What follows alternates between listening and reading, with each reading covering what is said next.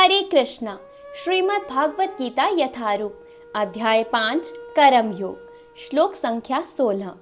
किंतु जब कोई उस अज्ञान से प्रवृत्त होता है जिससे अविद्या का विनाश होता है, तो उसके ज्ञान से सब कुछ उसी तरह प्रकट हो जाता है जैसे दिन में सूर्य से सारी वस्तुएं प्रकाशित हो जाती हैं। तात्पर्य, जो लोग कृष्ण को भूल गए हैं वे निश्चित रूप से मोहग्रस्त होते हैं, किंतु जो कृष्ण भावना भवित हैं वे नहीं होते। भागवत गीता में कहा गया है, ज्ञान सदैव सम्माननीय है। और वह ज्ञान क्या है? श्री कृष्ण के प्रति आत्मसमर्पण करने पर ही पूर्ण ज्ञान प्राप्त होता है। जैसा कि गीता में ही कहा गया है, अनेकों अनेक जन्म बीत जाने पर ही पूर्ण ज्ञान प्राप्त करके मनुष्य कृष्ण की शरण में जाता है, अथवा जब उसे कृष्ण भावनामृत प्राप्त होता है तो उसे सब कुछ प्रकट होने लगता है।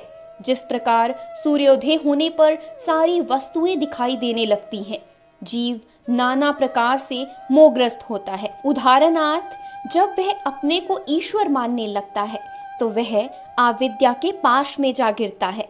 यदि जीव ईश्वर है तो वह अविद्या से कैसे मोहग्रस्त हो सकता है? क्या ईश्वर अविद्या से मोहग्रस्त होता है?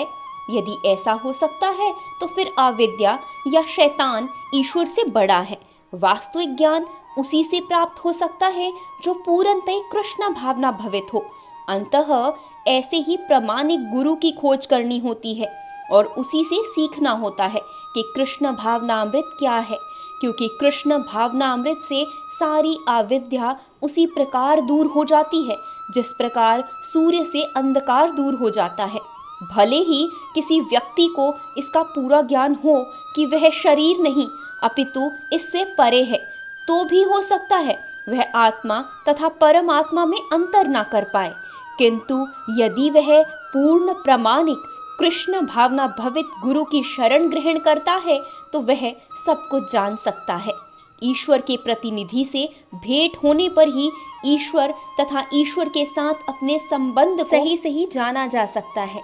ईश्वर का प्रतिनिधि कभी भी अपने आप को ईश्वर नहीं कहता, यद्यपि उसका सम्मान ईश्वर की ही भांति किया जाता है, क्योंकि उसे ईश्वर का ज्ञान होता है। मनुष्य को ईश्वर और जीव के अंतर को समझना होता है।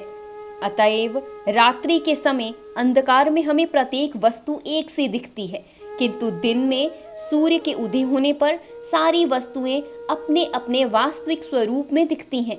आध्यात्मिक जीवन में विशिष्ट की पहचान ही वास्तविक ज्ञान है। हरे कृष्णा।